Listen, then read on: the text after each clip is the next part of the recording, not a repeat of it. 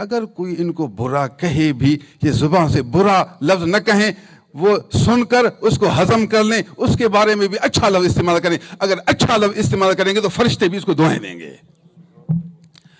آپ لوگوں پر محسن نہ رہیں، لوگوں پر مہربان رہیں، جو برا کہے اس سے بھی اچھا سلوک کریں۔